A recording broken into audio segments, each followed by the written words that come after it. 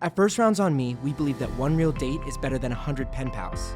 With our mobile dating app, we make it fun and easy for you to meet someone in person, for a real date. See someone you're interested in? We help plan your date. Pick a drink, a time, a venue, and send that person a date invite. It's that simple. You only get one confirmed date per day. Give your full attention to one person at a time so you can actually get to know each other in person. Our key differentiators allow you to focus on what's most important: dating with intention and connecting with someone in person. Once your date is confirmed, you only get 12 hours to chat before your date starts. If you're tired of the endless small talk with pen pals on other dating apps, First Rounds on Me is for you.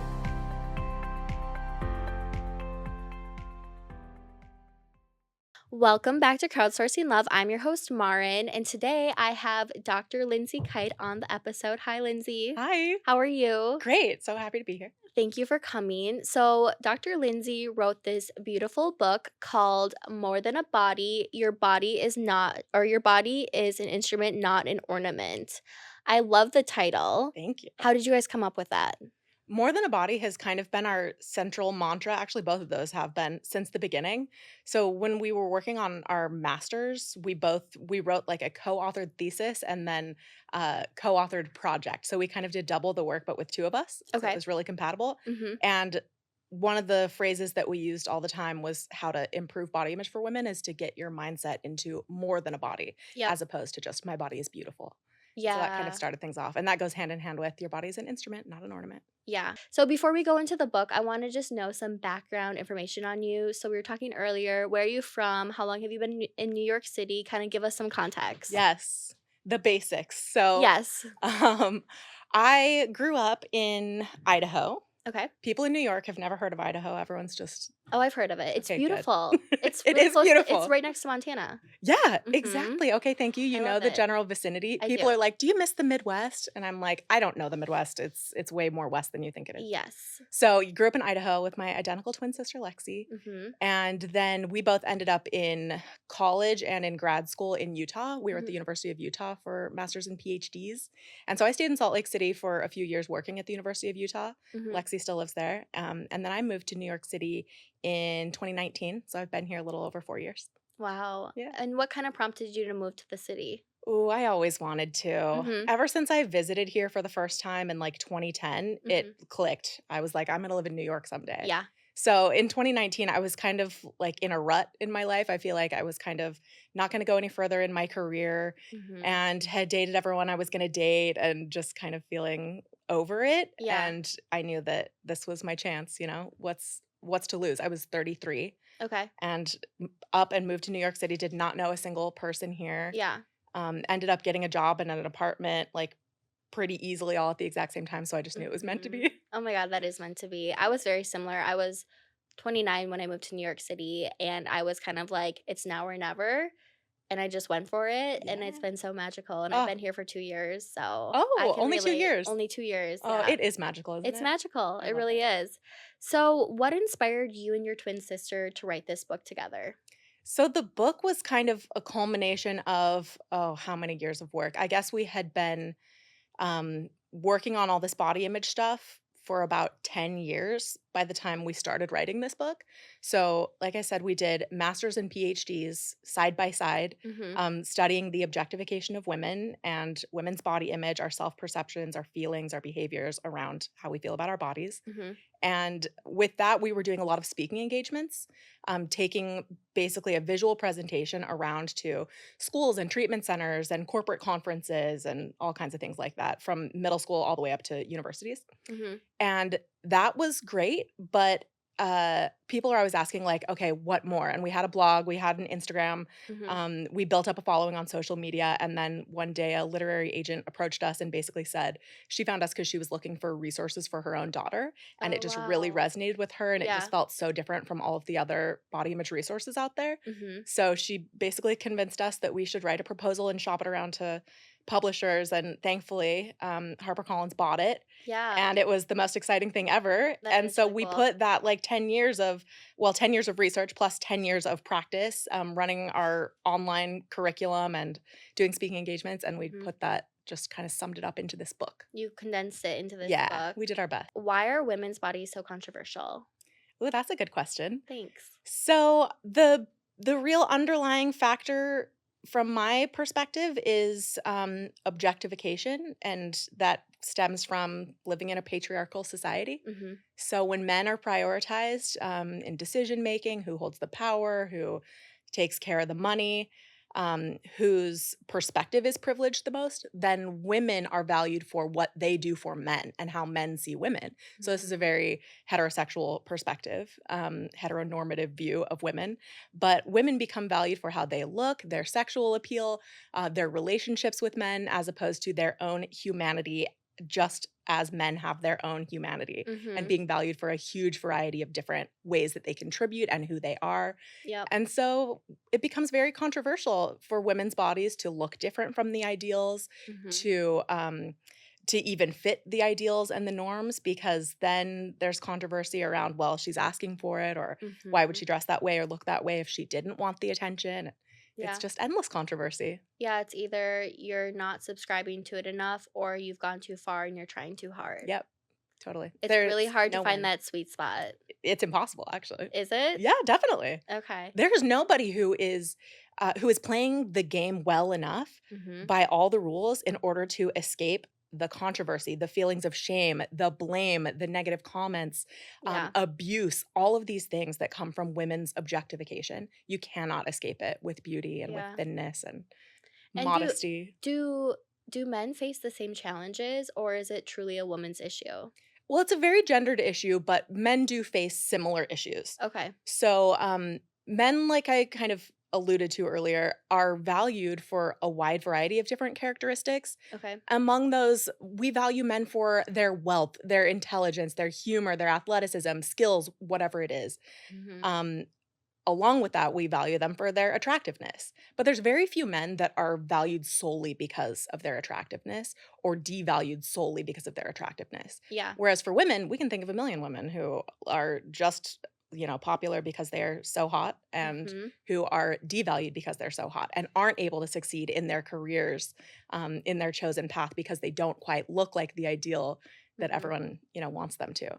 So Yeah. yeah, men definitely face body image issues and feelings of shame around bodies when it comes to height and baldness, and a couple of particular factors that women don't deal with as much. Like, studies show for men it's muscularity that's the big issue. Oh, Um really? Like yep. if they don't have muscles, then Yeah. they're less valued. Yes, so men are being sent the message that muscularity and low body fat is crucial for sexual attractiveness and for physical health. Oh. And it's not necessarily women that are, It's other perpetuating those men. ideals. It's other Because men. sometimes if a It's not just guy's other men, it's industries that profit off of that idea. Oh, The fitness true. industry Okay. fully banks on men being huge and, Mhm. relying on the supplements and the steroids and the protein and whatever. And the whole gym industry kind of revolves around that. Yeah, and I feel like it's almost more industry that's setting the beauty standard as well because you talk to men in real life Yep. and a lot of them are not just so obsessed with the thin beauty ideal. Hmm. They love the curvy body and they love all of these Yeah. different body types, but if you look at the media, it says a very different thing. Oh, totally. We don't Mhm. blame men. Men didn't create these ideas. Some men perpetuate them for sure. We all have examples of men who have done that. Mhm. But it's not men as a whole who are perpetuating these unhealthy ideals about women. They buy into it. We're all socialized with it. Mhm. Women perpetuate it against each other, against ourselves. And we all need to break out of this system of thinking that women are bodies first and foremost, and that we can judge them according to whether or not those bodies fit whatever the ideal of today is. 'Cause we Yeah. can't. We all lose in that system, including men. Yeah, and it's like the system you just can't keep up with. Like Oh, the yeah. the metrics keep changing and right now we're going into a time period of quote unquote like Ozempic culture where we're going back to a rail thin beauty ideal. But a few years ago it was all about the BBL and having the curvy body in certain spots. And so just like looking at like the patterns of things happen quickly. Oh, And yeah. it's like you get one surgery and now you need the other. Mhm. And it just does seem like it's like there's something bigger behind all of Oh, it. yeah, there's no winning. It's capitalism. It's a market-based Okay. system. Yeah. This industry takes in billions upon billions every year, Yeah. especially banking on thinness because thinness is one of the hardest and most unnatural things for women to obtain. Oh, really? As we hit puberty and grow Mm. older throughout our life, we gain body fat. It's necessary. And yet we're taught from a very young age that it's bad, it's unhealthy, Mhm. that we need to constantly be losing and slimming down. And, you mentioned like curvy in some places, and Mhm. that's exactly it. Like Yeah. the ideals may have swayed a little bit to be a little more favorable toward curves and a more voluptuous body type, but all of the same signifiers of thinness are still mandatory. You cannot have cellulite or stretch marks that come along with having body fat and curves, Oh, having hips, true. having a butt. Yep. That almost always comes with cellulite, with Yeah. stretch marks, with whatever other imperfections that regular women's bodies have. Mhm. And so if you have all those curves and all of the other ideals that go along with it, you probably don't have that ideal body. And so you'll have to do more procedures to fix it. It's the Yeah. tanning, it's the skin lasering, it's the hair removal. It's constant. Like there literally is no winning. So we've got to find another way to Yeah. feel good about ourselves. Honestly, that's so true because I feel like I'm constantly fixing something about myself. And once I fix one thing, Yeah. it's like whack-a-mole. It's like there's Yeah. always another thing to fix. Totally. And at the same time, I'm aging as well. And then Hmm. it's like another thing. And it's just like my wallet is just outpouring to the Yeah. beauty industry. It's so Well, that's how frustrating. they get us. They start us from Mm-hmm. such a young age Mm-hmm. thinking like I literally just saw a skincare ad. Oh, I think maybe I shouldn't even say the brand name, but Okay. it was like a model who's probably in her 50s who was like, I started using a skincare regimen and a moisturizing routine. It's important for me, but you can never start too young, or something about how everyone gets to choose for herself when they start their anti-aging routine. And then Yeah. it's literally like a 21-year-old who's like, I start now to work on my fine lines and That's whatever. just so Like it's an silly. empowering choice instead of just simply a market decision to get an audience that's already fixated on how they look and worried about looking older. Mm-hmm. It's so just manipulative. It's manipulative. What is beauty work? Yeah, beauty work is all of the effort that we go through to Mm-hmm. try to maintain or improve our physical appearance. Mm-hmm. And it's something that so many of us take for granted, or we kind of frame it for ourselves as self care. And, it's stuff that we Yeah. choose to do or that we love to do. It's pampering, whatever. But it's really anything that you do that is intended to preserve or improve your physical appearance to fit whatever ideals live in your head, Yeah. whether they came from your family, your friends, media, the culture that you belong to, whatever. We all engage in various ways with this beauty work. Mm-hmm. It's like the amount of time you take getting ready in the morning or primping yourself throughout the day. It's the amount of time and money and energy you spend on your hair color and hair removal and your hair texture and your skin texture and your skin tone. Like the list goes on and on. It is It every does. inch of our bodies from Yeah. our scalps to the bottoms of our feet. So did you guys coin the word or the term beauty work or No, no, okay. we didn't. I don't know who did, Okay. but we just took it I on because love it makes it. sense. I Yeah. mean, it's such a good word because it really is work to Yeah. maintain a certain level of image Mhm. and it's not natural. It's not Right. natural for anyone. And I hear a lot of men say that they like they like natural women. And sometimes I feel very frustrated when they say that Mhm. because I don't think that men understand what natural truly is. Yeah. They and don't. and so they criticize you again, like I don't want a woman who gets ready or spends money on their hair color Mhm. or does this much makeup, but it's like I don't think you know what it looks like not to do that. Right. And why were Yeah. you drawn to me in the first place? Right. Like it's very likely you saw me with makeup on or you saw me Yep. with a hair color that you were drawn to, and then Mhm. they punish you when they see the effort. It's Yeah, that's so it frustrating. sucks because that beauty work has to be invisible. It has to be just something that's a normal part of your routine, and You have to hide there's it. less stigma around it today. A lot of people talk about their cosmetic surgery and Mhm. they do their get ready with me online, their makeup routines and all of that. Yeah. But yeah, for some reason, we think when it comes to men and straight men, we need to hide that and pretend like this took no effort whatsoever. This is my natural look. Yeah. Yeah. And that's why dating is so intense for women because yes, the man has to plan the date, but and then hopefully pay for it. I subscribe to that. Do you subscribe to that? I Who do you mean, think it's should pay? nice on the first date. Yeah. I always offer to split it. Okay. But if he says yes, I think he's probably not that into me.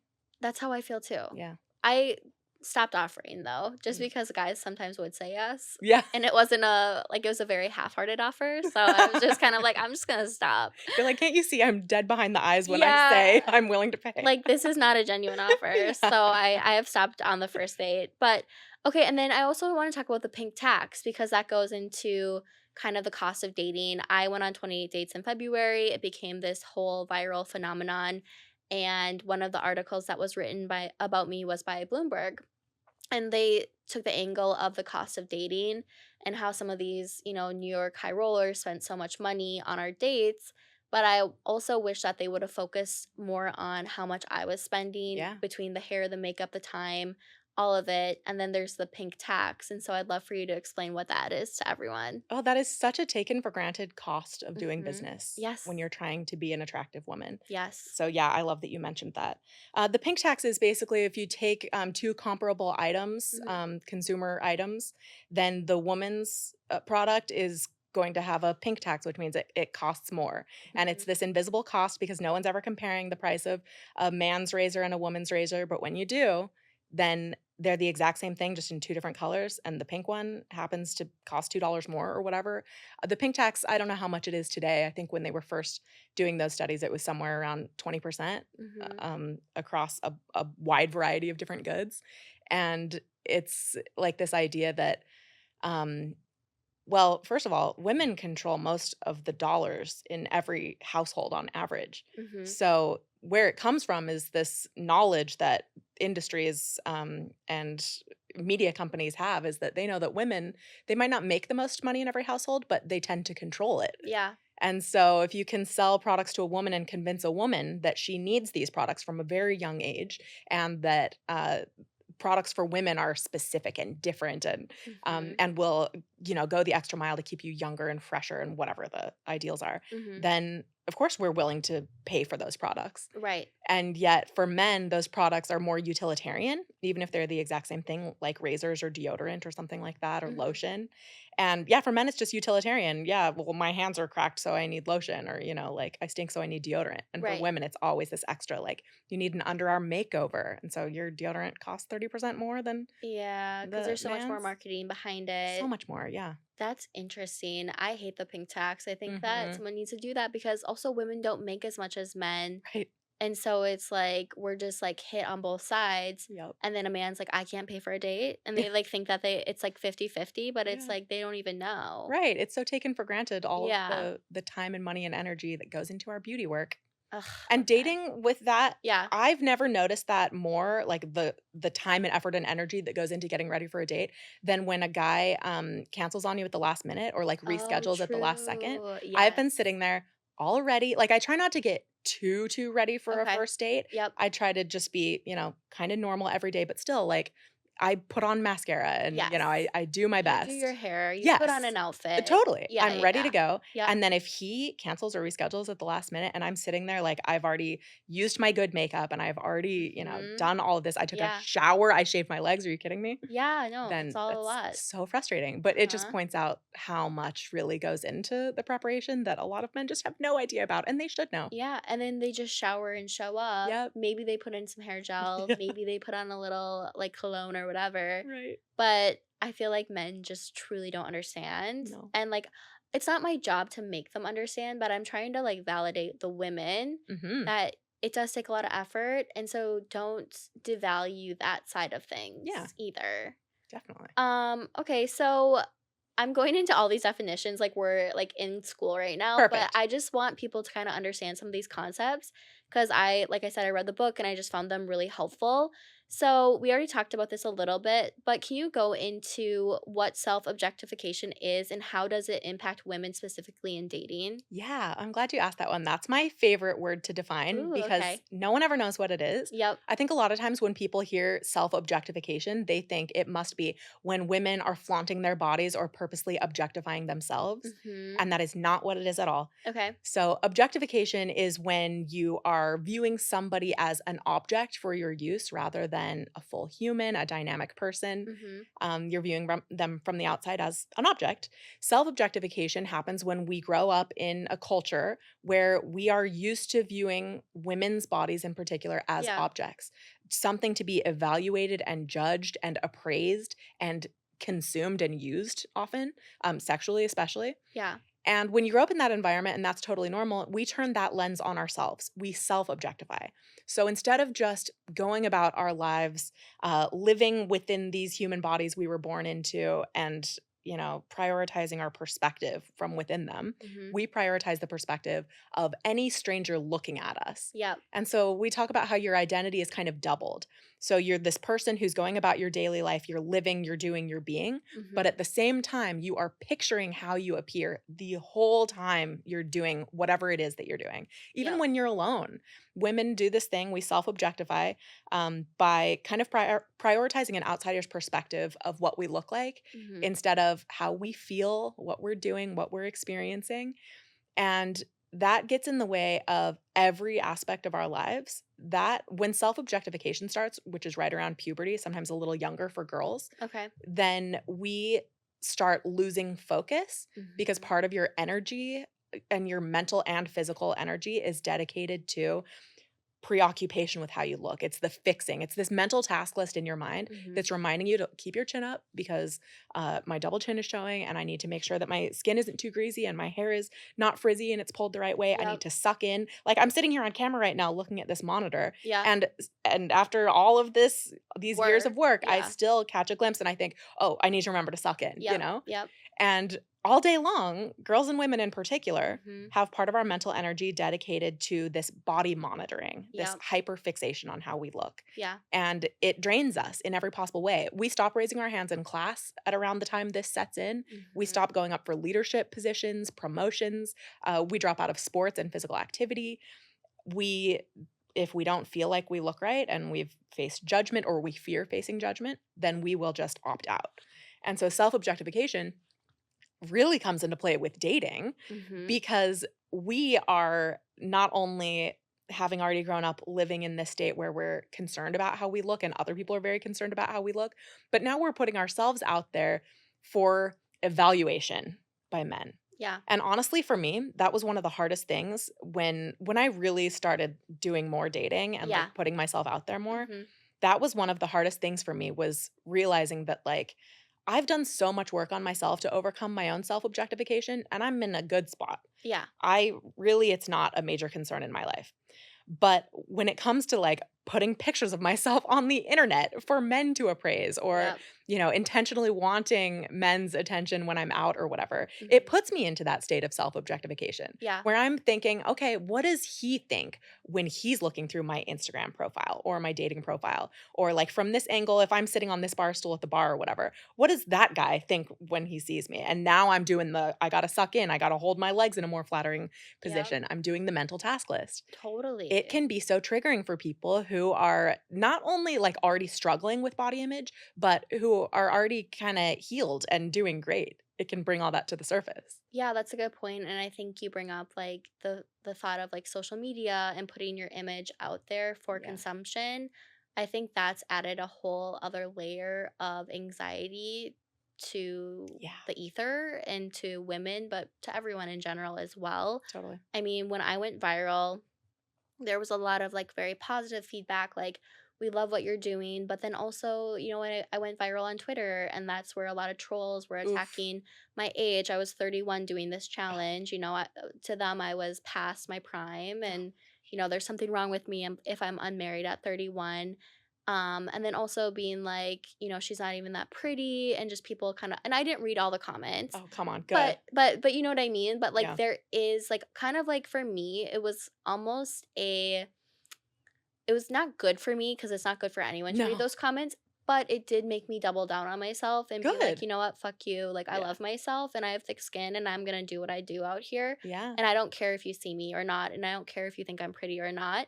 But the reason why I didn't do anything like this sooner was because I was too insecure. Yeah. And I could have lived my whole life not putting myself out there because I was too worried about like the whole self-objectification and how I appeared to others. Totally. And then I finally said, fuck it, I get one life, I'm gonna do it and Yes. go for it.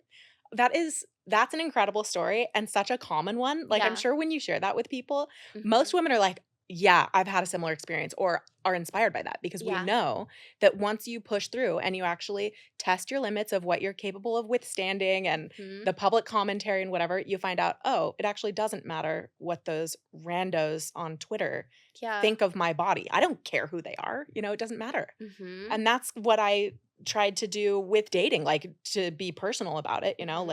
like I've been a pretty public expert in the body image space for a long time now, Mhm. and it's easy to do that when you're on your own and doing your own thing, and nobody's opinion matters of me or my body. It doesn't matter It because doesn't because matter. I'm fine and I'm good.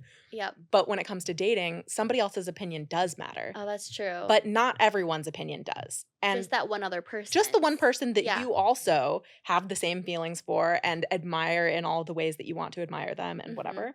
And so it came to a point where I had to stop and think like, okay, I'm probably going to get rejected and I Mhm. am not everyone's preference, but I don't care that I'm not everyone's preference. And Yep. you don't care either because you don't want Right. everyone. Like it doesn't matter No, it if just takes everyone. one person. Yeah, exactly. And I think I have a lot of really great qualities outside of just how I appear. Right. And you don't want someone who only wants you for how you appear. Right. It is so easy to get men who only care about how you look. Mhm. And I've learned that lesson the hard way, Yeah. when you grow up and some of us who grew up in like the 90s and the early 2000s who were Mhm. thicker than the rest and didn't get attention from guys, when you start getting attention, it can be a little intoxicating like, "Oh, wow, okay. So You're like, like "Okay, let's these guys that I go." think are hot also Yeah. think I'm hot. Like, let's go." Yep. And it's nice and it's flattering. And I think sometimes when you're on apps and you get a lot of positive comments that may Mhm. be objectifying, Yeah. at first, for a lot of people, that is very flattering. And it's probably very tempting because you Mhm. think, okay, well, he thinks I'm hot. Yep. I think he's cute too. So let's give it a shot. But when they identify first and foremost that what they're interested in is your body and they're not shy about that at all, then you know what they value. You I know know. what they want you for. And it's not a good starting point. And that I think should be a lesson for men and women Yeah. that when we start off on that foot, even if it feels like it's just harmless flirting or flattery or whatever, Mhm. that it actually sets the tone and kind of shows your cards about what you value in this person. Yeah. And I think it can be difficult to pivot from that. I think so too, and I think that, yeah, the dating apps, I used to get more objectifying comments, and I'd be like, "Oh my god, like, I'm so cute, whatever," and now I think I'm more like, "No, I want something with substance," and, Yeah. like, of course, I want you to think I'm attractive, and I want you like, my boyfriend to call me beautiful and all of those Mhm. things, but more than that, I do wanna have a true, like, emotional Yeah, connection connection. and be a power couple and, Definitely. like, take over the world. That's what I care about more than, like, him just thinking I'm some sort of ornament, going back to your Totally. book title. Okay, so also I love this quote in your book where you say men have the exact same parts as women and no pressure to fix them. Mhm. That's iconic. Yeah. Like It's true honestly, it's though. so true. So I actually did a poll on my Instagram like a few days ago in preparation for this podcast. And I asked women like what their insecurities were. And a lot of women talked about their bodies and just like maybe their stomachs and just like different parts of their bodies. But then a lot of women also talked about their aging. And I had a lot of women being like, I'm 33 and single, I'm 35 and single. And, there's just so much ageism in our society, especially around dating. Yeah. Do you have any, you know, takeaways or I guess methods of kind of combating that and building your confidence regardless of your size or your age that women can Yeah. use? I can't speak in the dating sense. Yeah. I'm 37, almost 38 and Okay. dating. And so that's Yeah. on my mind all the time too. Okay. So, I'm no dating expert, but from the body image side of things, age is definitely a factor for people Mhm. like, in the millennial generation, we're getting older and for the first time we're seeing lines on our faces and getting Mhm. gray hairs and Yep. like wondering how we're going to survive this. Yeah. But it's very similar to, the thin ideals or the curvy ideals or whatever it is that that we're being held up against and struggling with. It's still objectification, Mhm. Yeah. not wanting to look old is just a reflection of this culture that prioritizes youth for women more than anything, but not for men, as men Yeah. age, they're a silver fox, they're distinguished, they're sexy, they're rugged. And for women, we don't get that same grace or ability to grow. And I Mhm. think we need to recognize that for what it is, that is dehumanization, it is objectification. We are viewing women as objects, parts to be discarded and picked apart and judged. And we should be a little bit mad when we see that and when we feel those feelings in ourselves. I For agree. someone who's 33 and afraid of looking old or being perceived as too old in the dating market, Mhm. that is fully a reflection um of self-objectification and of this really unhealthy environment that we've all grown up in that would even put those fears in our mind in the first place. Yeah. Because there's nothing wrong with being 33. It's not actually old. We have all the time in the world. And so Yeah. it's this arbitrary sense of needing to fit a certain ideal that really does not bring joy. It does not bring health. It does not bring all of the things that we really want in life. It doesn't. To fix our body image issues, we need to see ourselves, number one, as more than a body. Okay. This is this sounds trite, but one of the things that you can do is when you feel those feelings, and now you have a name for it, it's self-objectification. When Mhm. you feel your little mental task list going off and that anxiety and that body shame comes to the surface about your face, your age, your weight, whatever, let that be a little wake up call, a little trigger that Mhm. simply reminds you in this moment, okay, what I'm feeling is self objectification, it's body shame. And get curious about it, ask some questions, do a little momentary self reflection. Why am I feeling this way? Am I comparing myself to somebody else that I'm seeing, that I was just with, that I saw on social media? Am I living in fear of the future about Mhm. maybe being single or not wanting to, be perceived in a way that I don't want to be perceived? And as we stop and reflect, it gives us a moment to breathe, to Okay. take in 3 deep breaths and choose one of the mantras that you like. Maybe it's more than a body. Maybe it's my body is an instrument, not an ornament. Like find something cheesy or not that Yeah. resonates with you and take a moment to simply take a few deep breaths, stop and think and repeat your little mantra and Mhm. choose to make a different choice. Yeah. What would you normally do in this moment that you're feeling that shame? Would you go online and look at the best anti aging products? Would you make plans for cosmetic surgery? Would you cut yourself? Would you abuse prescription drugs or alcohol? Yeah. Get high, whatever it is. All of us use coping mechanisms in this objectifying environment, and we need to be more cognizant of what those choices are and how they are not helping us. Yeah. So we call this like sinking deeper into shame or clinging to an uncomfortable comfort zone. Every time we're trying to hide or fix our bodies or numb ourselves into submission when we're feeling that shame, we are worse off afterward. We are just pushing that pain down the road to deal with later, and it will come up again later, like maybe even later today. As soon as I Yeah. am reminded that I don't like my reflection or someone else says something negative, then we start this cycle again where we hide and we fix. We opt out of going to things. We decide to not go on dates and to not go out to that event because we look too old or we look too fat or we don't have the right outfit or whatever. And that keeps us in this vicious, vicious cycle of body Yeah. shame, of self Yeah. objectification, of feeling shitty. So, when we do that and we stop and we breathe and we give it a name, we call it self objectification, we repeat our mantra, that gives us an opportunity to make a new choice. I'm not going to cut. I'm not going to drink. I'm not going to hide or fix or make plans for cosmetic surgery. What I'm going to do instead is to stop and meditate or stop and write in my journal. I'm going to find a picture of my younger self, like my little Lindsay. I have a picture of myself on my phone that I can look at 5 years old and look at my little face that I have the same features, I have the Yeah. same hair texture. I feel so much love and compassion when I look at her. When you tap into that little self, you would never speak to her that way. You would Right. prepare her for what this culture, this environment is going to teach her about Mhm. her body, all these lies about her body. And you Yeah. can tap into that self compassion through journaling, through finding a photo of your younger self, through recording a voice note, like you're giving your younger self a pep talk.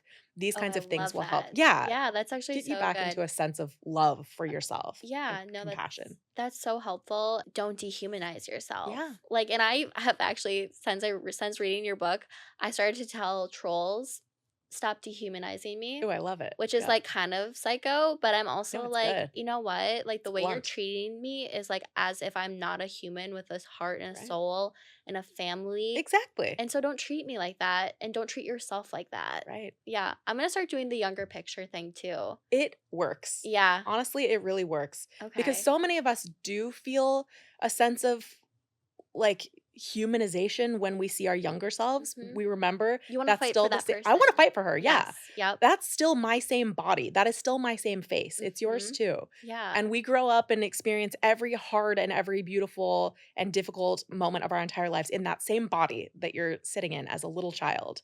Yeah. And really, like, to wrap it up in another bow, this Okay. whole process we call body image resilience. Building your resilience against objectification in a culture where objectification is not going to go away. It's not going to get any better. Our outside environment is going to continue to prioritize thinness and youth and beauty. And all of the signifiers of what beauty looks like, they're going to change. It's Mhm. going to be, thinner ideals are back in now, but it's also the curvy ideals and it's the whatever.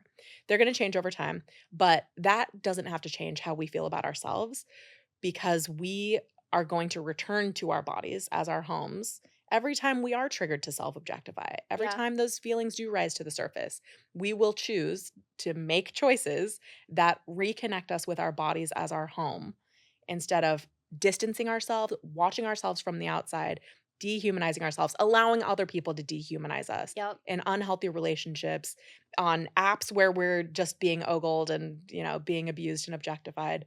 We Mhm. can have that sense of self within us that says, I am more than a body. I find value in so many other aspects of my humanity and my contributions and accomplishments and my relationships that are so far outside what anyone else thinks of what I look like. We Yeah. have to have that real Yeah. grounding within ourselves. Otherwise, every single comment from somebody else, every single rejection, every single time we're used by someone, especially in dating, You can't internalize it. You no, have to it just will keep tear it us moving. down. Yeah, Yeah, you have to know like who you are and what your worth is. And definitely. yeah, I think those are all such helpful strategies. So in your book you talk about how so many people get caught in the trap of holding ourselves back until we look right.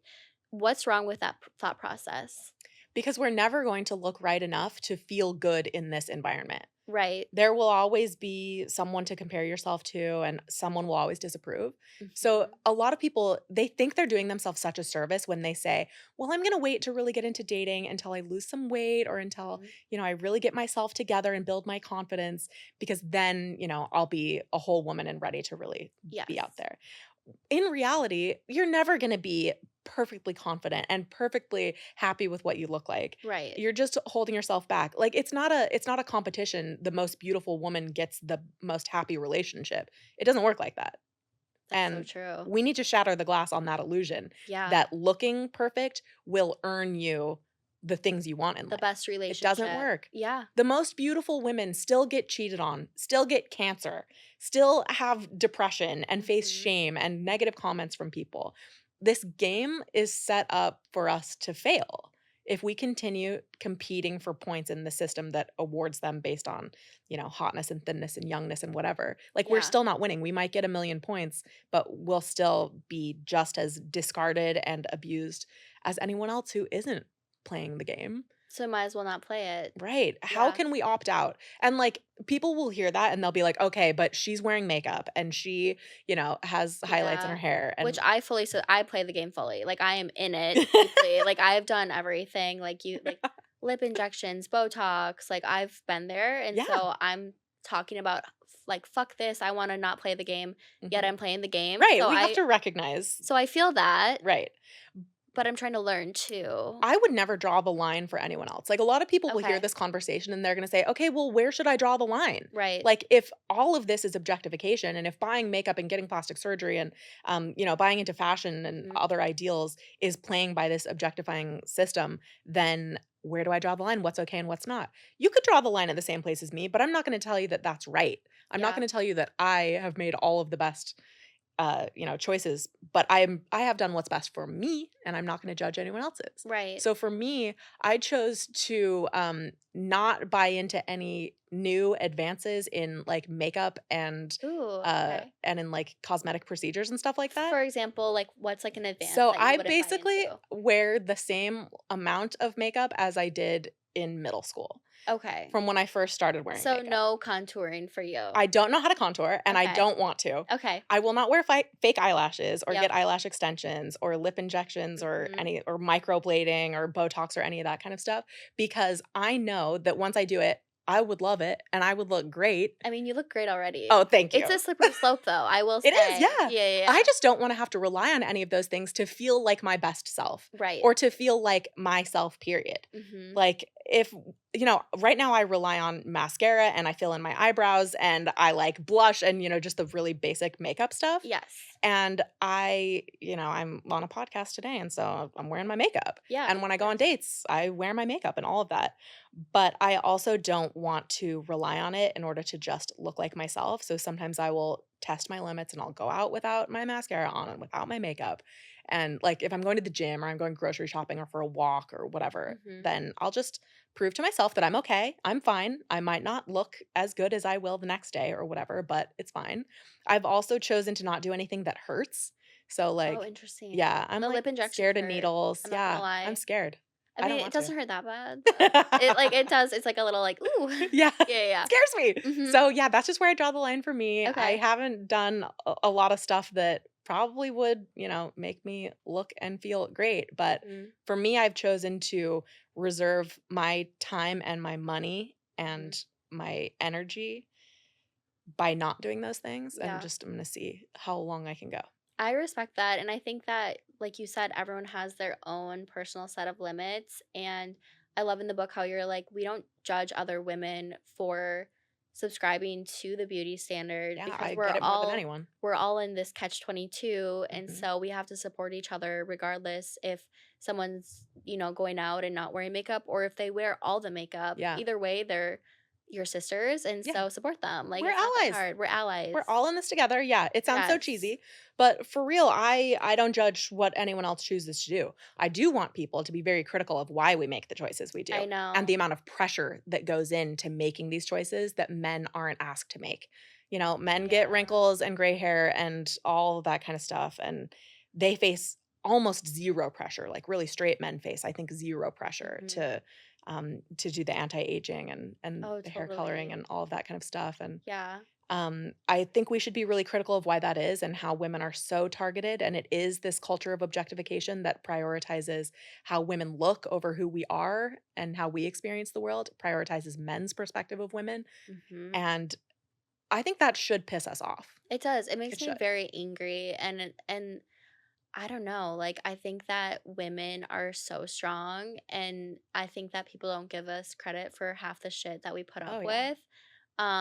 It makes me angry, but it's also like I feel like I teeter between if you can't beat them, join them, which I know is toxic, but it's kind of like, well, I want to play the game. I want to, have advantages, Yeah. but also I'm so sick of just all the talk around appearance and Yeah. how that's just prioritized over everything Yeah. else. And, it's so hard for me to kind of wrestle with the two. Yeah.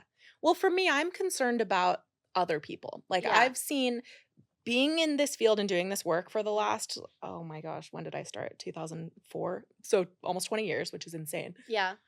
I've heard so many stories from girls and women who are suffering under the pressure of all of this, and they might be some of the most beautiful women you've ever seen, but Right. they are still struggling so much with the pressure of conforming to these ideals and then having to maintain them for the rest of their lives. And even for the women who don't fit those ideals and never will, and they are also suffering. Like I said, there's no winning. But my heart and my focus goes out to my peers and people older than me who need this and have needed it their whole lives, Mhm. but also for the younger generations who are coming up and will have to fight this same fight. And it breaks my heart to think that all of us who have made so many strides with feminism and with our careers and with advancing women in so many Yeah. ways, for all of us to pass on this continued pressure and heightened pressure because we all buy into these ideals of beauty, Yeah.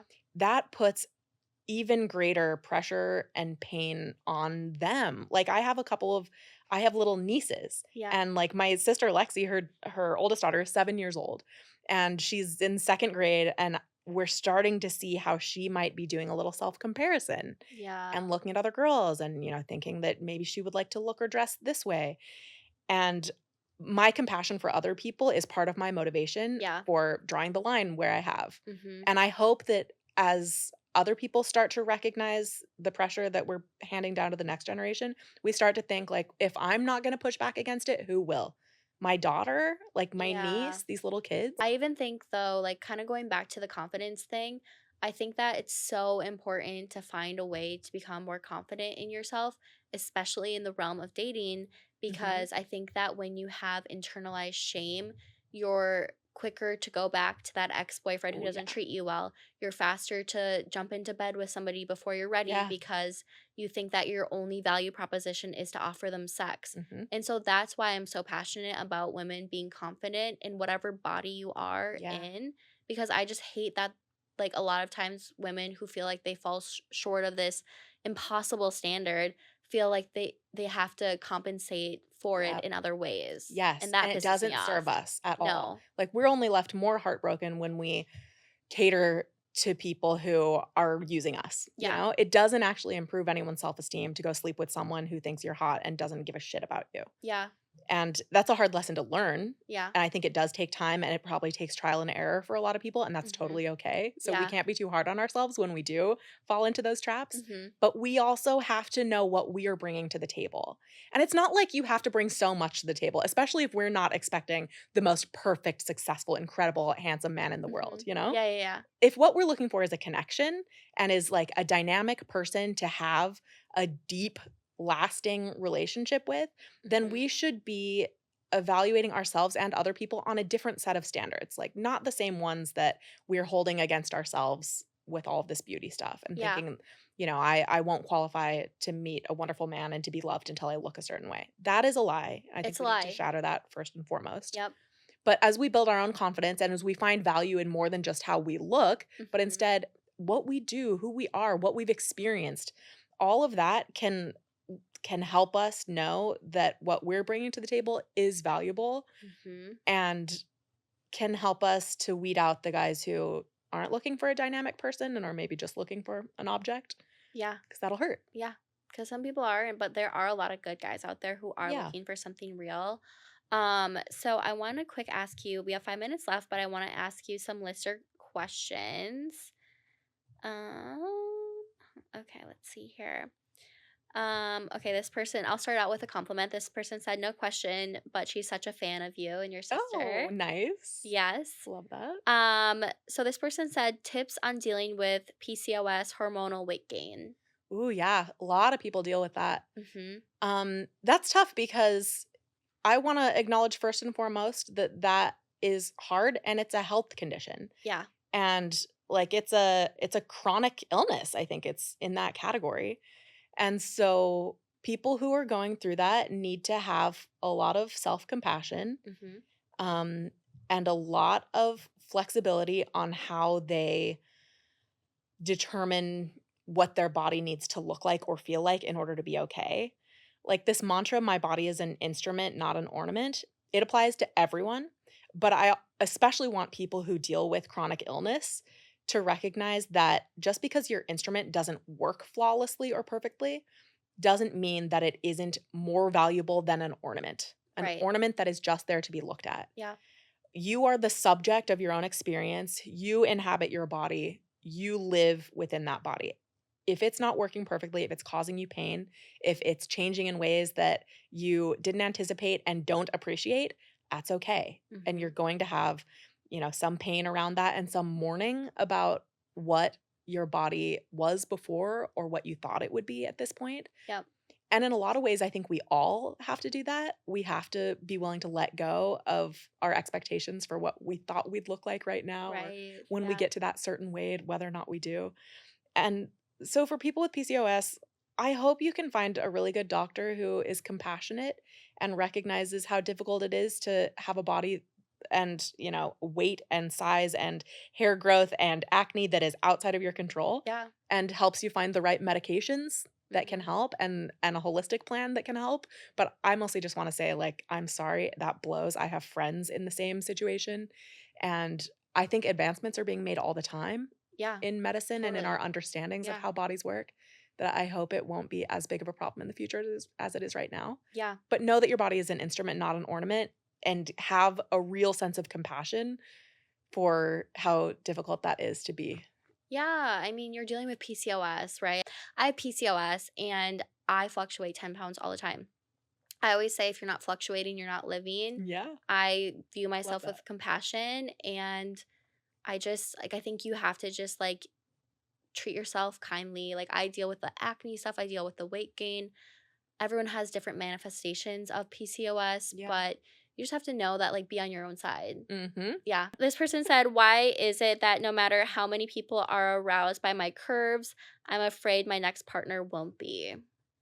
Oh, that comes from living in a culture, it probably growing up, especially at a time Mhm. when curviness was a flaw, it was considered a flaw, Yeah. and something to be embarrassed about, instead of just a fact of life and in some cases an asset.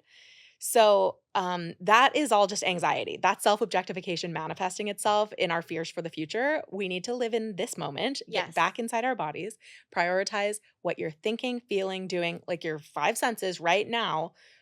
Focus on getting back inside your body as your home. Mhm. It's a matter of building resilience against those negative thoughts and harmful thoughts that will probably keep coming up, but they won't sting as much in the future Yeah. as we build up our body image resilience. Okay, beauty.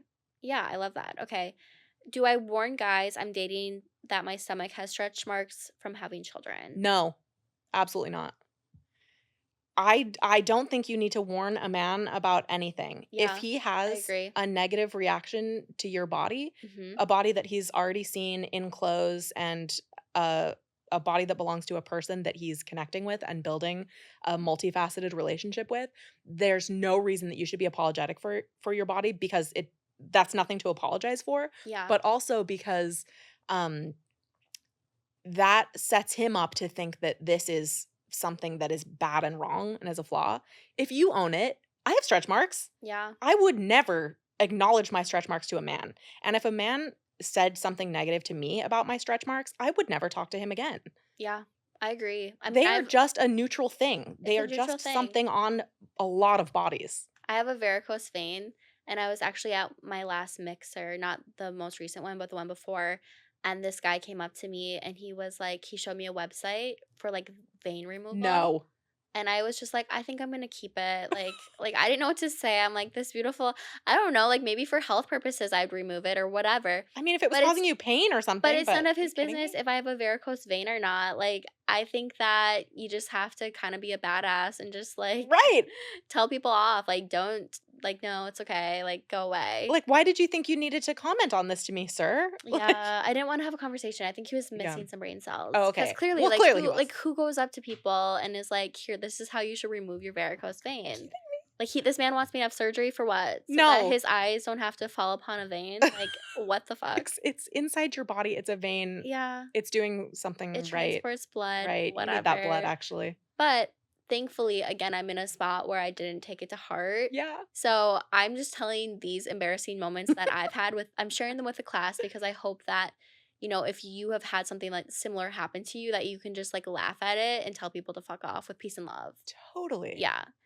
Before we leave, this has been amazing. So thank you so much. You're so important Thank to you. women. So I appreciate all the work you're doing. Can you give everyone a mantra for dating? So this is a dating podcast. I wanted to talk about body image because I think it's so closely linked to dating, Mhm. and that like a lot of people they don't necessarily attach it, but I think that some people who have insecurities and who have been putting off dating, it comes back to the self objectification that's Yeah. holding them back. So what's your biggest piece of dating advice, your dating mantra? And it doesn't have to do anything with your book, but just in general, like what's your advice for Ooh. all the baddies out there who are in the dating field? Oh, man. I guess the mantra that I've used is who cares? Like, Oh, okay. who cares what they think of you? Who Yeah. who cares what the random men on the dating apps or the men out on the street think of my body unless I care what they think of me. And then we can face it then. Okay. Really, a lot of it comes down to like, why should I care? Why should I care about your perception of me? hmm If it doesn't matter to you, let it go. Let it bounce right off of you. And like just so I would say, who cares? And also like do it anyway. Yes, I love that. Just go Just out go there. for it. Oh my Put God, life yourself is out there. short. Be willing. Life is short. Yeah, do it Mhm. for the plot. Yes, Like just I agree. yeah. I wish that I had more beautiful like wisdom when it comes No, to the I dating like a stuff. short and sweet mantra though. Like, who cares? So like rejection is part of life. Yeah. So if you can just keep moving past it, who cares? And then do it anyways. Like Yeah. I once went on a date with a pimple patch on my face, and I just in my I mind love I it. was like, I probably look like Miranda Kerr. Like I knew I didn't, but like I was just like, I'm a I baddie. love it. And I did it anyways, and I dated that guy for a while. Like, Yes. and he thought I was stunning. He told me. So If you bring the confidence, then they don't totally. know that it's something you should be embarrassed of. Right. It's Don't all teach about the them that it's mindset. embarrassing. Yes. Yes. I agree.